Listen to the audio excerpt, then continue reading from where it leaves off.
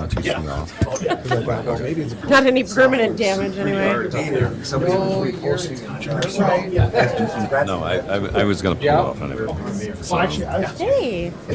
okay. Yeah. Hey, Jim.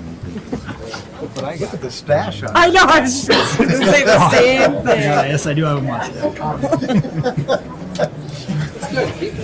That's right. I'll get this out just in case it needs it. Oh, God. I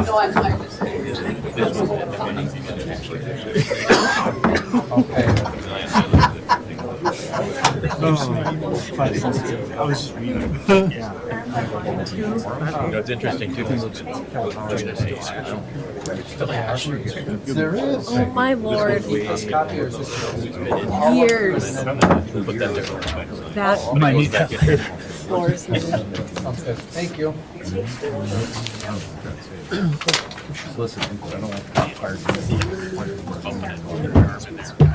That was probably Lee Franklin. Whatever that looks like. I know. Not a lot of elbow room once you get in here. Getting it, that's the hard part. Dwayne's Yeah. Chocolate. That's what was served. I know. and Chief Markov. As far as I know, as long as I've been on. I mean, this used to be a fire. Well, oh yes, this was a fire.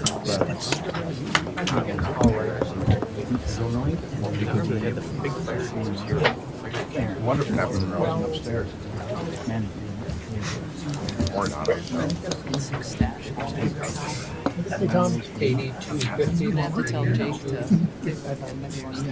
No shave November already? It's like dessert. I had supper on first. Isn't that what it is? Is it November? No shave November? That might end up being my supper. We'll see. It's February, that's why. We had a ham yesterday. We had a neighbor over, our neighbor, a roommate. Yes, I do. Your car is very good at telling me that. Yeah, I got out to City Hall. Yeah, but you've gone a couple of years on them. Yeah. I'm not promising too much. So I don't think you need to worry too much. I think it's him that needs to worry. No, when I'm already there, I just refuse to wear them. Ooh, swanky.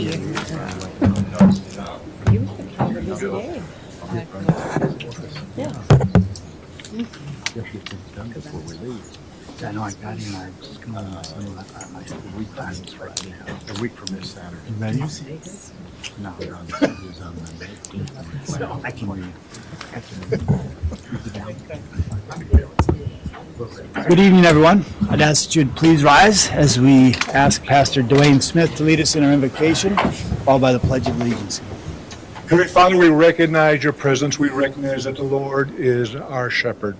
We shall not want. Father, tonight I pray we not want in your favor. We not lack in your wisdom, in your direction. We not want or lack in your knowledge, and bring about your favor upon this community, prosperity, and your faithfulness. We love you tonight, but we are loved more by you. We thank you in Jesus' name. Amen. Amen. Amen. Pledge allegiance to the flag of the United States of America and to the republic for which it stands, one nation under God, indivisible, with liberty and justice for all.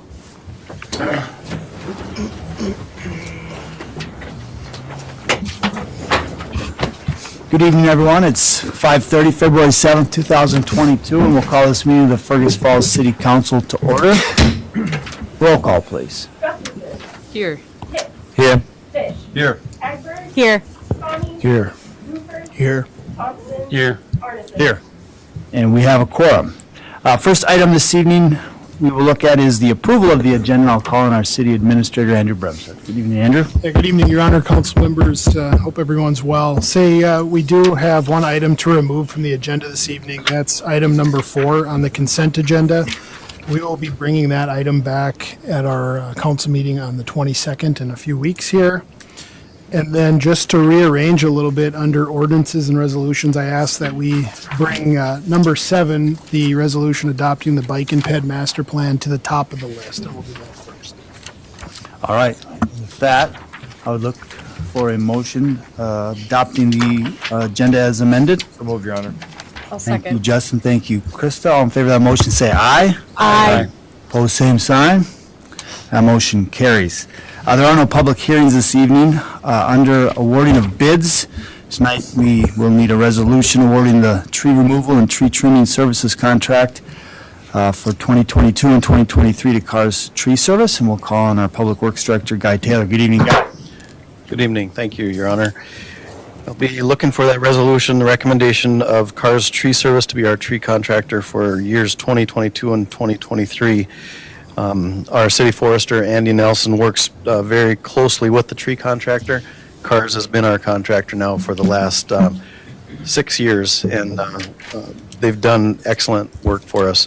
They remove all the trees that Andy marks that are diseased with Dutch elm disease, and then they do some tree trimming services for us as well. The amount budgeted for tree services this year is $135,000. We're looking to add about $5,300 in from unspent budget money from last year. So getting that up to 140 or so, and hopefully getting through one of our areas that we have 5 different areas mapped out for trimming each year, and so we'll hopefully get a good segment of that done this year. So recommending that contract to Cars for 2 years. Thank you, Guy. We can do it by resolution. Someone like to offer that? Thank you, Brett. I will. Thank you, Anthony. Second. Questions for Guy? Roll call, please. Gustafson. Yes. Hicks. Yes. Fish. Yes. Piper. Yes. Bommy. Yes. Rupert. Yes. Thompson. Yes. Arneson. Yes. That resolution is approved. Under petitions and communications, this evening we have 2 proclamations to read, and I'm excited to read them both. First is a proclamation declaring March and April 2022 as the Big Read Community Reading Program for the city of Fergus Falls. And I'll read this proclamation from the Fergus Falls Library and their staff. Whereas reading for enjoyment and enlightenment can enrich the lives of individuals, and whereas reading is a cornerstone of education for people of all ages, and whereas democracy needs an informed citizenry and reading is critical to that purpose, and whereas a community-wide reading event can encourage the love of reading and growth of understanding, and whereas the National Endowment for the Arts in partnership with Arts Midwest and the Fergus Falls Public Library have chosen to participate the Big Read with Tai Bui's book, The Best We Could Do, an illustrated memoir of a family's experience leaving war-torn Vietnam to make a new life in the United States. And whereas such a reading program can bring people of diverse backgrounds and viewpoints together through the shared experience of reading, discussing, and exploring the same book, now therefore I, Ben Shire, the mayor of the city of Fergus Falls, do hereby proclaim March and April of 2022 as the Big Read Community Reading Program for the city of Fergus Falls, and I encourage all citizens to become involved by reading The Best We Could Do and by participating in community activities related to that reading program. Thank you very much. We have a video that will show.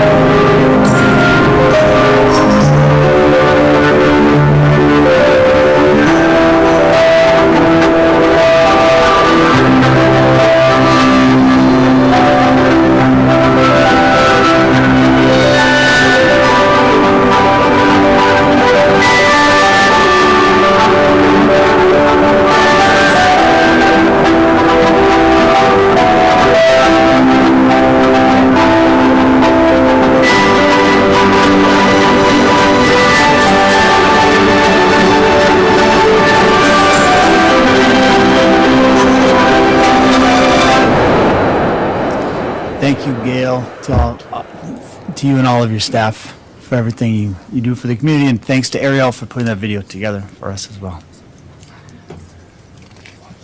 Gail, did you want to? Please do. Thank you, Mayor and council people. The Fergus Falls community has a really amazing exhibits that are going to be at the Cadets as part of this program. The Big Reads program allows us to collaborate with other community organizations and other community businesses. We could budget for in our next budget cycle for next year. It's a very good question. I feel it's important to start this process now. And the reason I suggest that is that when the county made their shift, they were looking to raise the increased wages after contract terms were up. But there was a lot of internal movement going on with the bargaining units. And so what they did is they made that change now. And so we're behind in several key areas. One is our law enforcement partners. The other one is some of our lower bands and our utility positions. So our fear is that we will have some of our intellectual knowledge get sold off, basically. In other words, meaning whenever we see a wage disparity that occurs $3 to $4 to $5 in position, we typically have people leave to the county.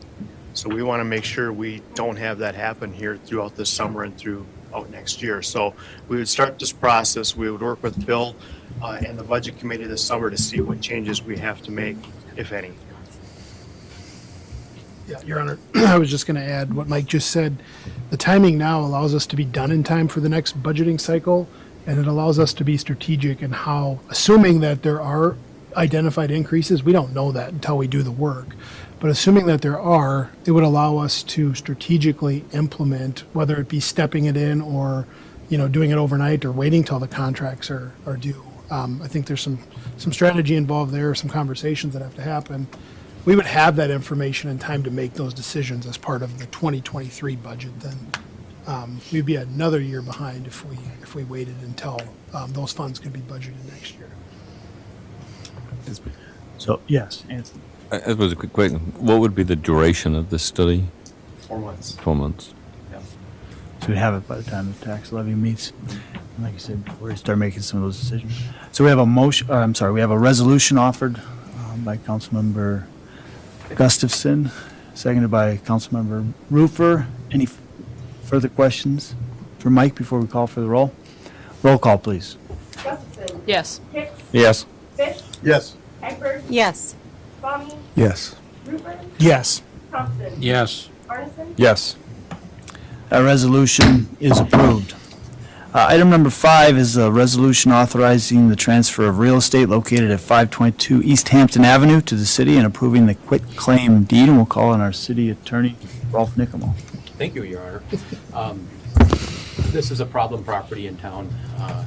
Our building inspector approached the property owner who's under conservatorship and talked to their conservator about donating the property to the city so the city can come in there and tear the building down. So, but if you would like the city to acquire this problem property, tear down the building, then you should accept the donation, and this will become property of the city, and the home will be demolished. And I'm assuming that April will try to get it sold to an adjoining property owner or whatnot to try to defray costs. But it removes a problem property in town. Thank you, Rolf. Someone like to offer a resolution? I'll make that, Your Honor. Anthony, thank you, Brent. Anthony with the resolution, Brent with the second. And just Bill, we still have funds budgeted for problem properties, and assuming that we're going to run into these issues throughout the year, correct? We do. We didn't budget a lot for this year. I'm trying to remember. Guy, is it like 10,000? 10,000, I was going to say, We yeah. carried forward the prior years, maybe 40-some thousand. And Sure. the good news is if we get things cleaned up and sold, we've actually done okay Sure. on these properties. Covering our costs, at Yep. least. Yeah. Okay, but like you said, Rolf, this takes care of one more problem property, and so. Scott, yes. As far as the definition of problem property, we're talking something that's dilapidated, unsafe, or is it behind on taxes, or both? Hazard property. Hazard. We should use hazard. And so as far as any delinquency for utilities, taxes, anything like that, is that an issue in this, or not at all? I believe Everything's current. So it would just be the dilapidated property being dealt with Your here. public safety hazard, yeah. Okay. Thanks. Any further questions? Roll call, please. Gustafson. Yes. Hicks. Yes. Fish. Yes. Egbert. Yes. Sonny. Yes. Rupert. Yes. Thompson. Yes. Arneson. Yes. That resolution is approved. The final item on the ordinance and resolutions is a resolution approving a letter of intent and authorizing the drafting of a purchase agreement for the Roosevelt chiller system from the Fergus Falls Public Schools. And we'll welcome our Finance Director, Bill Sommer. Thank you, Bill. Thank you, Your Honor, City Council. We talked about this last Wednesday morning, about the chiller. Right now, the city and the school share the chiller. We're actually on the school's chiller system. That's how we create ice. The school is looking at putting in a new chilling system for their buildings, and their buildings only. It wouldn't be the type of chiller that you would make ice with. So thus, they've approached us, and would we want to purchase the existing chiller that is made to create ice? So one of the benefits would be we could be assured to make ice in extended seasons, in the summer. In other words, it could go year-round. That chiller would have that capability. The price tag on that is $575,000. They had looked at a range of what would that chiller be worth as it stands, and this is right in the middle of that range. That's where that was arrived at. And then just before the meeting, Guy shared with me, in that letter of intent, you'll see that we would split the cost for separating that chiller. And so split that 50-50 with the school and the city. The total of that would be $165,000 estimate.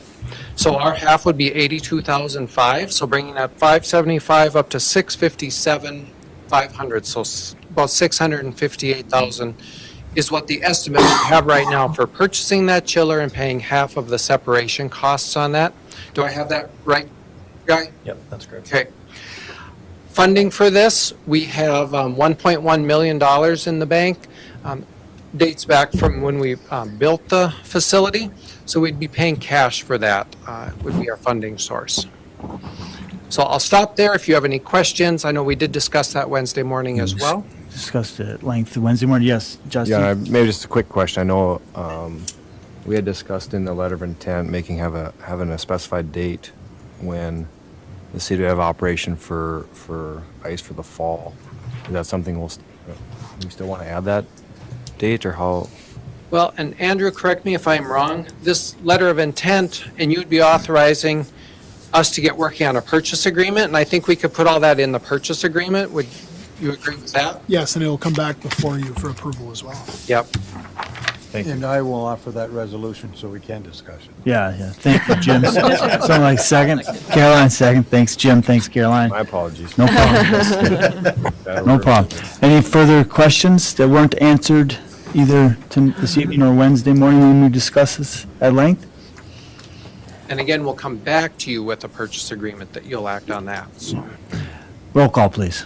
Gustafson. Yes. Hicks. Yes. Fish. Yes. Egbert. Yes. Sonny. Yes. Yes. Thompson. Yes. Arneson. Yes. That resolution is approved. Tonight, we have claims in the amount of $4,341,750.99. And if there are any questions, we will direct them to our city finance director. I will offer the resolution to pay the bills. Thank you, Jim. I'll second. Thank you, Krista. Roll call, please. Gustafson. Yes. Hicks. Yes. Fish. Yes. Egbert. Yes. Sonny. Yes. Rupert. Yes. Thompson. Yes. Arneson. Yes. That resolution is approved.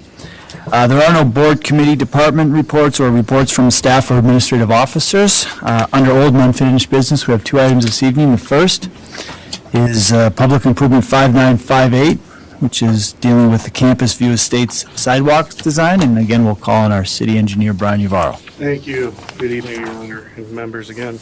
I have a modified, last week, I present this as new business to the committee. This is regards to sidewalk locations for the Campus View development. The exhibit I did have, I took a moment here to make a little bit more useful, larger, hopefully better understand what the current layouts for this development is. I just want to point out, I'm looking at the screen to the north here. And I'm sorry, the pointer must not be. There we go. Looking at the screen to the north here, you can see the undeveloped property per platted lines and everything. We have Union Avenue. Park Street is the street just east of the development running north-south.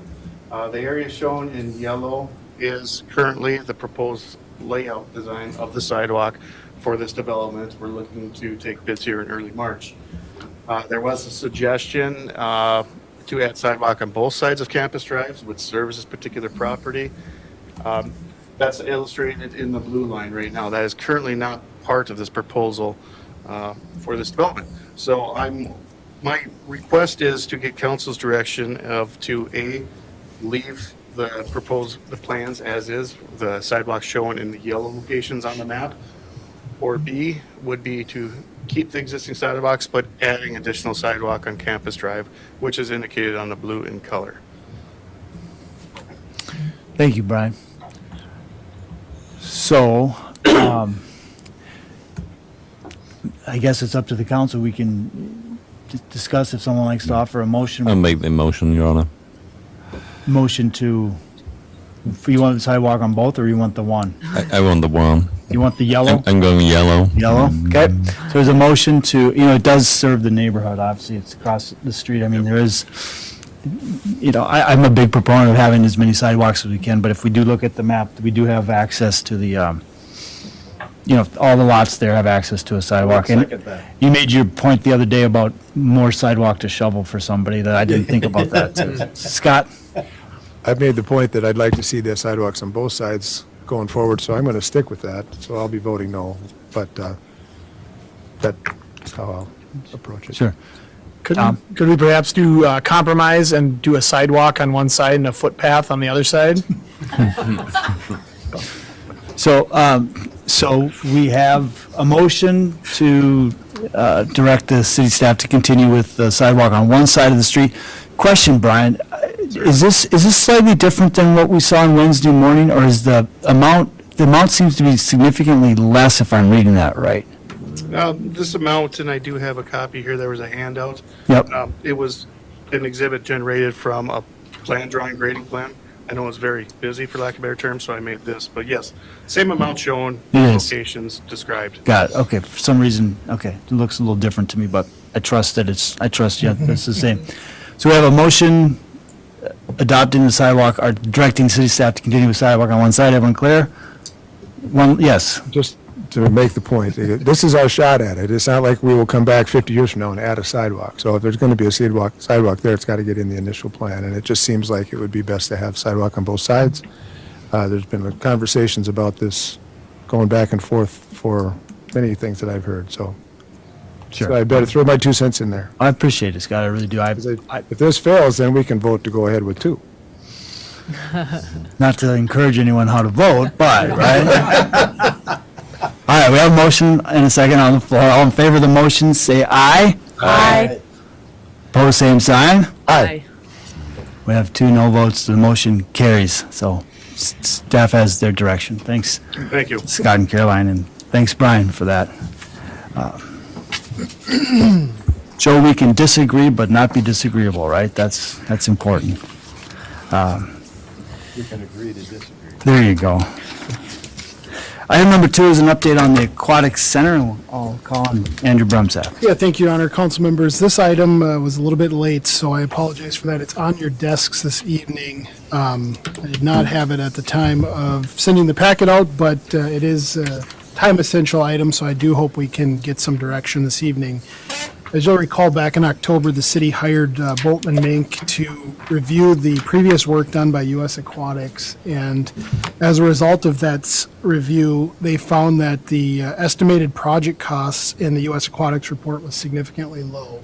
That was related to the design that they put forward that we all have seen many times. They also found that revenues within the operations budget were overstated and expenditures were understated. So a little bit of a dilemma, quite frankly, and As a result of that, the committee has been discussing with Bolton and Mink how we may be able to identify a path going forward. If you recall, the state legislature authorized the city of Fergus Falls to put it on the ballot for a local option sales tax at the next general election, and that authorization allowed for us to collect up to $7.8 million through a sales tax. The project that was designed by U.S. Aquatics is now believed to cost about $12.6 million, so a significant gap between what our authorization is and what the estimated cost would be. So in consultation with Bolton and Mink and the subconsultants, we have identified another option to try to figure out what the right size of this aquatic center is and hopefully still be able to get before the voters in November. And that's to look at three separate options. One, they're proposing that they would provide a layout and a design that would fit that $7.8 million budget. They are telling us that we're probably going to be underwhelmed by what the $7.8 million will get us. That's something I think we need to see and make the decision on. Option two would be finding a design that's somewhere in the $9 to $11 million range, which is between the authorization we currently have and this, what Bolton and Mink would suggest is a big project for Fergus Falls that was previously designed by U.S. Aquatics. And then option three is to show that original design that is estimated to cost $12.6 million. So I say time is of the essence for the simple fact that if we're going to ask the legislature for more than the $7.8 million authorization that we currently have, we're going to have to do that during this session. This session is underway and the clock is ticking. So if the council wants to proceed in this direction, Bolton and Mink has indicated they would work as fast as possible to allow us time to go back to the legislature to get additional authorization if the council and the committee determine that's the direction we want to go and that's the appropriate option that we want to move forward with. We have given the chair of the tax committee in the House a heads up that we have a little bit of a dilemma on our hands as it relates to this, and he indicated that other cities are experiencing similar challenges because of inflation and because of the uncertainty of the building climate right now. So they wouldn't be surprised to see us and others coming back looking for additional authorizations. So that's what we're looking at doing.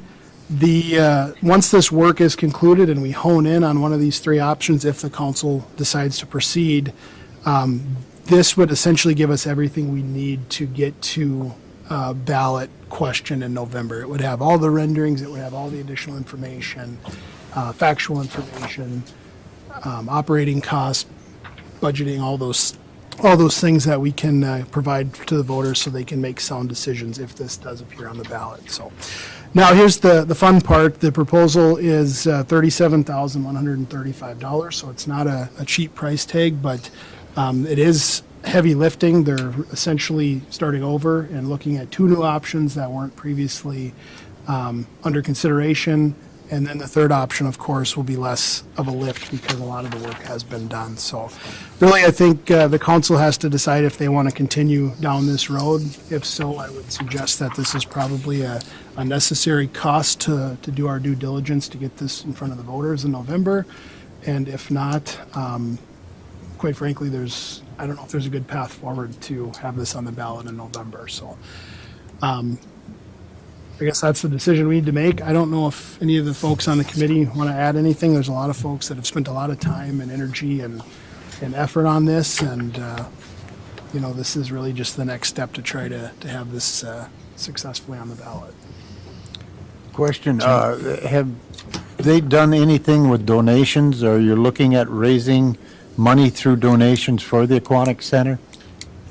I can answer that, Mr. Fish. If you, in the previous proposal before we came before the council, there was a component of fundraising. In that 7.8 million, a portion of that was going to be on the group to fundraise. We haven't, so to speak, put boots on the ground because we got approval through the council to move forward with that, and then with the timing lapse with COVID and everything, we wanted to go back out and reassure the numbers, and here they are before us tonight, which are drastically different. So, our goal was to have a defined plan, project number, and then now essentially through the summer, start Yep. start that campaign. So there's always been a component of our project to fundraise, and that still is there. But to the tune of the numbers we're talking from a difference to keep their existing project at 12 points set. I mean, we were never planning on fundraising that gap. So, obviously I think I'm going to admit I haven't been to the last couple aquatic meetings. I've been tied up with other stuff. So, I can't speak for the entirety of that conversation, but it's rather frustrating just personally with as much time and effort we put into this, and we, spent money on a consultant to give us what we wanted and needed to go to the voters, and we thought we had it. And, obviously with inflation and things, but, these numbers are drastically different than kind of the original design. So, I don't know if frustrated is the right word, but it is where we're at, and, I think the committee needs to know where the council lies so I think we still want to plan going forward. But what that looks like, I don't know. So, we want to hear your feedback from the council. And Did Bolton and Mink do the original estimate on it? No. That was the Aquatics? U.S. Aquatics U.S. did it. Aquatics did that? Okay. Tom? Yeah, it's a tough question. I didn't know that COVID would ruin anything, but this is one of the when I go door knocking. I mean, this is when I go to a house that has young children. I mean, I just about always hear, "Hey, what are the plans to get a water park?" And so I know it's very important to a lot of our citizens. It's just a question of how important is it? It's like, to kind of echo what Justin said, I mean, it's it's really unfortunate now to have to pay that much more for the same thing, but that's the construction industry these days. So, Andrew, do we have to make a decision on this tonight? I mean, what happens if we were to table this so that we could have a chance to hear from taxpayers and talk with, interested parties and the like?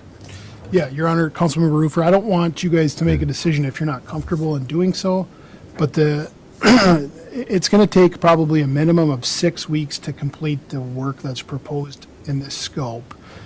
And if we were to add 2 more weeks to wait to the next council meeting, we're looking at probably being in about week 9 of a 15-week legislative session. And I don't know off the top of my head when the introduction deadline is for new bills, but it's going to be somewhere in that timeline. So if we determine, now if the council wants to say, we're going to stick to the $7.8 million, go figure out what that looks like, that's what we're willing to do, then timing isn't as big of an issue because we have till November, or midsummer to get the ballot questions sorted out.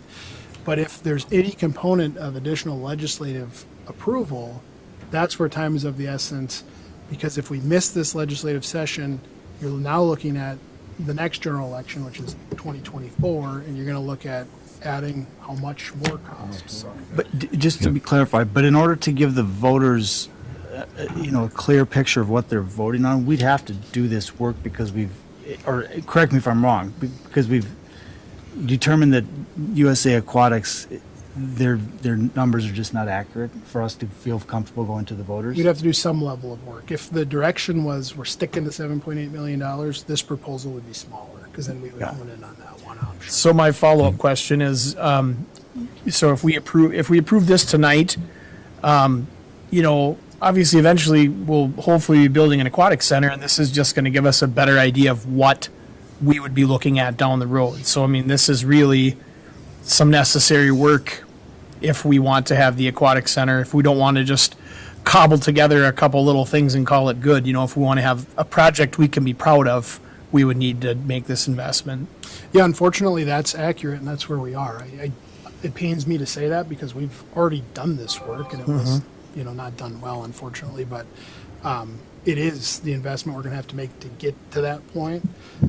It's not a huge pill to swallow if we're successful, because the funding source then is the sales tax, and we can cover these costs. But there's risk here if this doesn't proceed. We're spending just over $37,000 that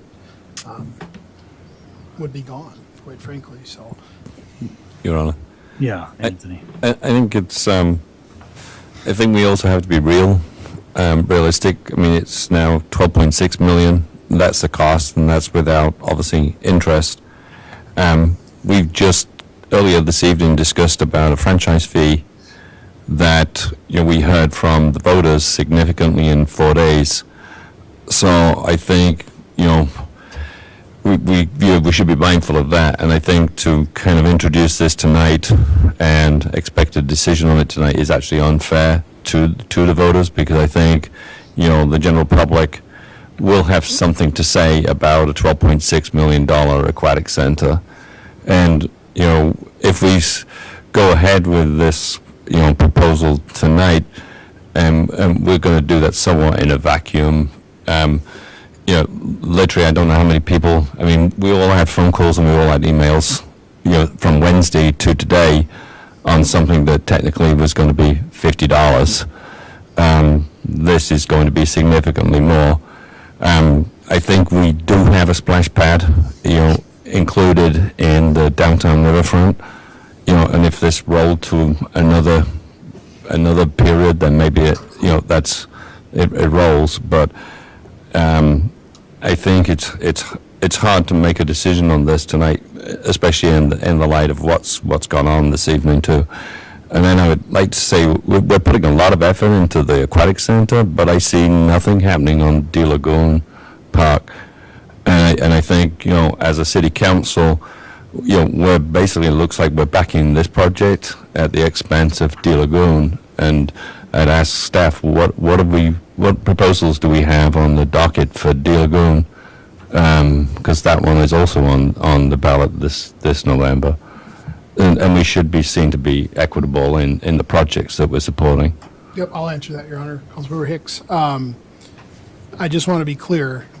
I'm not proposing a $12.6 million aquatic center. I don't think the committee is either. That's why we have to do additional work. So I don't want that narrative to get twisted, because that's not accurate. But the difference between De Lagoon and the aquatic center is the De Lagoon is existing, and so there's not as much due diligence that has to be done on the front end, because we know what's there, we know what the assets are, and we're actually in the process right now of identifying the firm that did the master plan on the De Lagoon campground, and frankly, we just learned last week that particular firm is no longer, so we're trying to figure out where those individuals went, and Guy's actively tracking that down so we can update those numbers, get a feel for that. But the timeline on that is simpler for us, simply because it's an existing asset, and we're just making upgrades and or improvements to an existing asset. So it's not creating something from scratch. We've already got that planning work done, and we're giving it the attention it deserves. It's just not going to be such a drawn-out process. Question for, when in talking with Chair of the Tax Committee, has it been discussed, when the legislature gives us approval at a certain level, we don't have to go up to that number, correct? Like, that's the ceiling, but that's the cap. Right. So as I think everyone's saying, this is a big decision. We want to make the right decision, and we don't want to just jump into anything. Can we, concurrently pursue potentially cost ask for increase? 12 million? Ask for more, and then we don't have to make that decision to the voters as we kind of sort through this information. Do you see where I'm? Yeah, we certainly could. If that's the direction the council wants to go, that's an option. And when asked where we came up with that number, we'd have to just, tell the story, I guess. Yeah, and maybe sometime between now and the end of the session, we do engage this. I don't know, but it gives people, the council, a little bit more time to at least digest and consider. Yeah, Jim? If we went to that 12 million, isn't that what the number would be on the ballot, though, also? No, you get to decide your ballot. You get to decide your ballot question. Okay. So, all right. So it could be up to that amount, but ultimately, a ballot question would have to be approved by the council. So it just give us the opportunity to. Scott? And we already have in hand approval to ask for 7.8 million, correct? And that wouldn't be eliminated by asking for more. No, So we could go and ask for more, and if it's not authorized, we've still got the authorization in hand to do a $7.8 million project, and we would then have to choose to either go ahead with that or not. Right? Yeah, that's correct. The trouble is, the only we things- just can't tell anyone what a $7.8 million project looks like. Or a $12 million. We don't have any.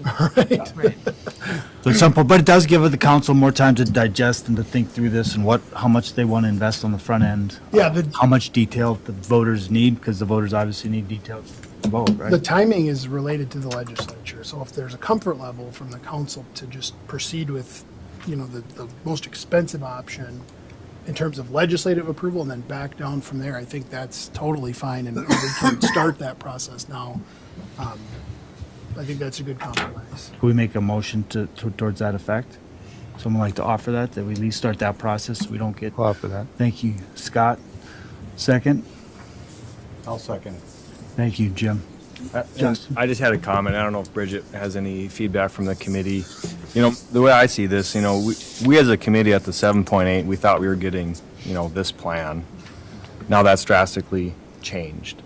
I don't know, in my opinion, and Bridget, if you want to speak to this, I don't know if 12.4 is really, we want to have a successful project, right? For the community, and we want it to go forward. I don't know if I see that number going forward. I think that's a huge ask. And I don't know what, I'm on the committee, so I should know this, but I haven't attended the last few meetings. I don't know what, I would like us to get direction from the council, or I should say, committee give the council direction on what they want. If we're comfortable with the 7.8, then we just got to get a picture of what that looks like so we can go to the voters. Or if the committee says, no, we're more comfortable in the 9 to 11 space, then we need to get a drawing from this company to give us what that is. I don't think my opinion, the current proposal we have, the 12.6, I just don't know how successful we'd be, especially in the climate we're in. We talked about the franchise fee and everything else. I think, we got to be realistic, and I hate to pare it back, but that's a big pill to swallow. And that's quite a few years on the sales tax for other projects potentially not going forward. So what's the feedback from? Good evening, Bridget. Good evening, Mayor, council Not to put you on the members. spot. No, it's okay. I think just from being at the last couple of meetings, there's just a lot of factors that have happened, over the last couple of years. So it was COVID delayed us is one. Inflation happened. Construction costs have skyrocketed. And the second consultant is having some differing opinions about how much this costs and what scope our city really needs for a project or a pool to be successful. So there's so many variables. Where the committee sits right now is that I can't go knock on a door and say, please vote yes for an aquatic center in our town, because we don't have an accurate project or cost today. So that's what this consultant, what I believe needs to happen before we can vote on something. Because to Justin's council members Arneson's point, we want this to pass too, and so we can't go to voters on a sales tax and say, will you please vote yes for a $12.6 million project? Is that the best way to get this done? And we don't know what that looks like right now. So there, again, is some consultant work that has to happen, I think, before we can go forward. Thanks, Bridget. I do think that if we at least started the work with the legislator, knowing that we'll potentially could have an increase, that's not going to hurt as the council works with the committee to figure out what that number is. Because if we could narrow that down to say, this is where we feel, this is the absolute tops we feel comfortable going with to have a successful project, then that's going to probably reduce the scope of that work that they're going to need to do as well, too. If we're talking 9 million, for example, that's going to narrow their. Committee didn't leave the meeting. Everyone in agreement, city staff and committee members leaving going, we want to ask the voters for $13 million. We felt that both the legislature, given the couple years in inflation and construction costs, and our community may be able to stomach a compromise of 9 to 10, just given that 7.8 was several years ago. Sure. Bill?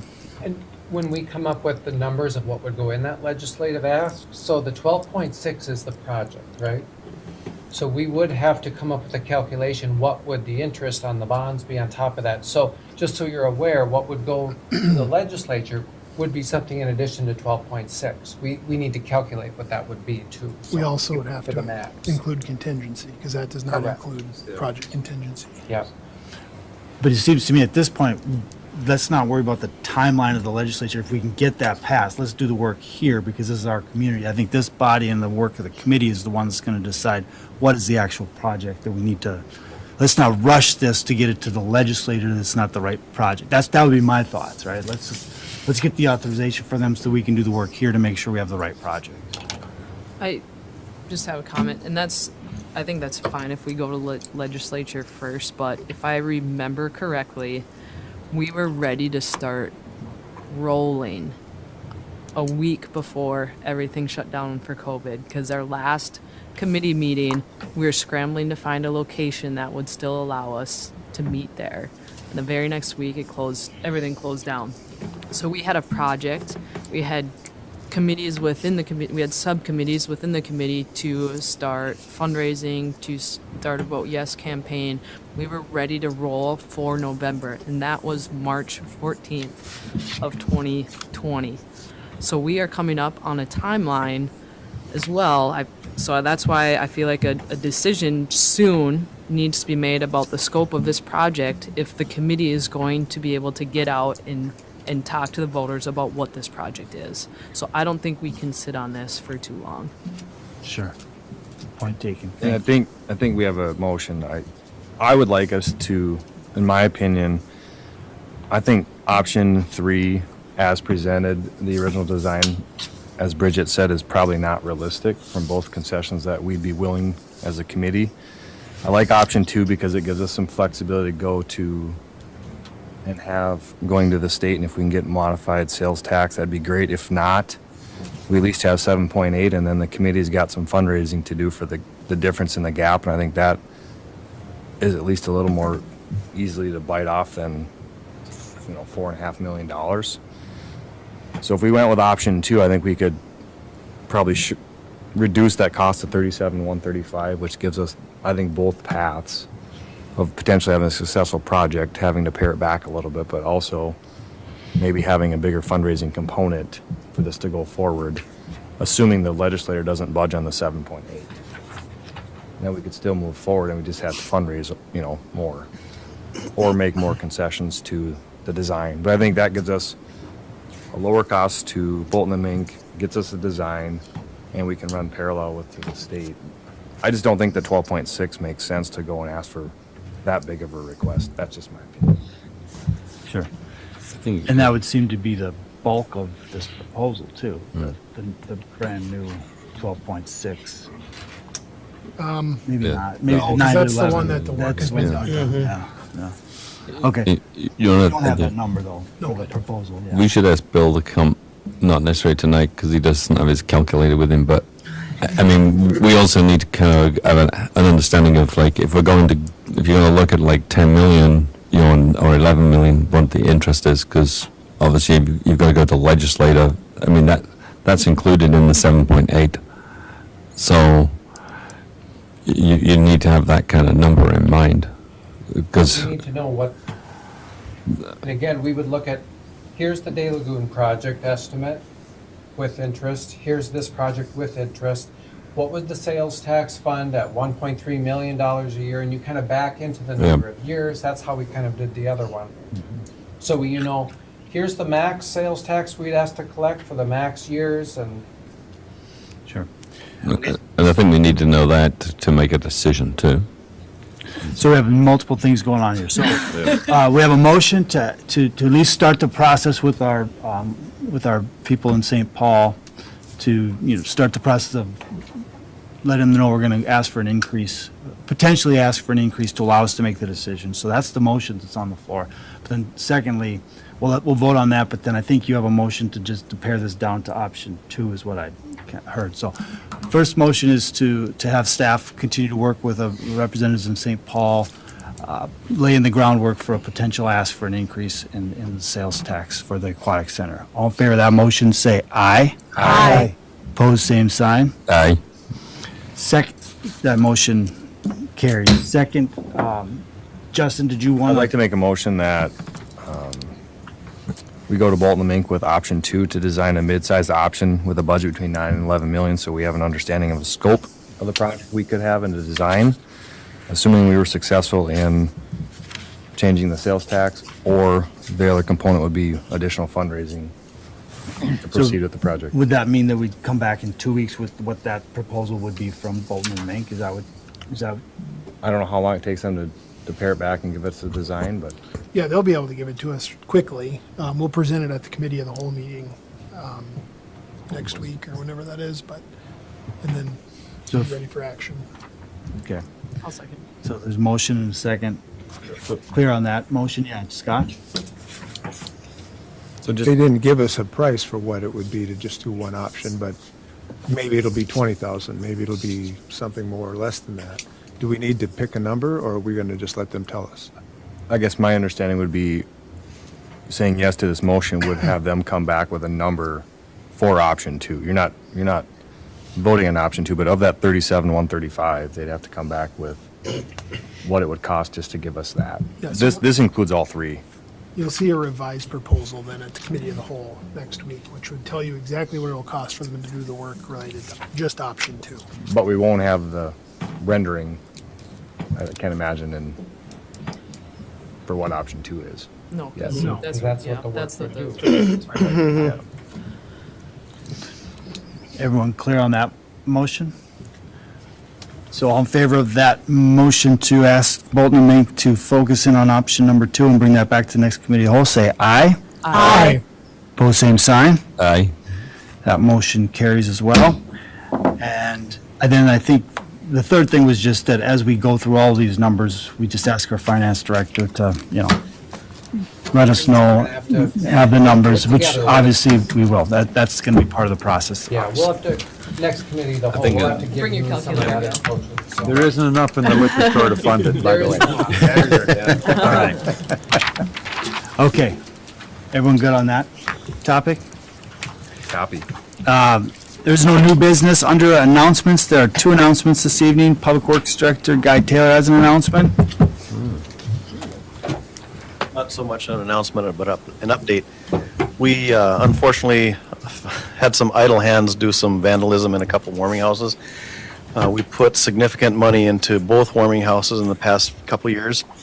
Channing Warming House hadn't been open for 10 years. We put new heater, new furnace and water heater, and flooring, new siding, and then we had to shut it down for a couple weeks because of some vandalism. Lake Alice, we put in new flooring, new doors, some siding. So it's just unfortunate that some idle hands made the forming houses to be shut down for a couple of weeks, and they are now both repaired. We're waiting on a sink for the Lake Alice one, but that'll be coming in soon, and we'll have it fully operational here shortly. Thanks for your work on that, Guy. I know that I have a question. firsthand that those warming houses are much appreciated by the Do people. we have any security cameras on those? No, we don't. We're going to look at that. I was going to mention also, we have in the past staffed the warming houses. We just unfortunately did not receive any applicants for those positions this fall. So, sign of the times. Yeah. Thank you, Guy. Thank you, Guy. We also have a update announcement from Chief Macau. Good evening, Chief. Good evening, Mayor, members of the council. So just to give a good acknowledgement to our residents that have taken care of the hydrants in their neighborhoods with this year's snowfall. It's been somewhat unprecedented just because we haven't had this much snow in recent years. So it really helped illustrate the need for those hydrant heroes out there. We put a little plug out on our Facebook page probably about a month ago, and with good results. It gained some traction that way. Then also to Councilmember Fish's, ask that those that have hydrants in your neighborhood that have not been shoveled, if you can help a neighbor out, or if you're capable, for the residents here just to get out and shovel. And then also, if you do need assistance, you can give the fire station a call. We can't necessarily get out to all of them right away, but as our crews come in for training, then also we do send them out to look at some of the trouble spots in town that typically do fill in with snow. So again, a good shout out to those that have done it. Thank you very much. And then if you are troubled at getting one opened up or see something, do let us know as well. Thanks, Chief. And you stop and shovel them when you see them, right, Chief? I do. Good. And the crews have as well. So You don't, not in front of his house though, you know. Leave that. I don't have one. All right. I'm not saying nothing more. And with that, we are adjourned.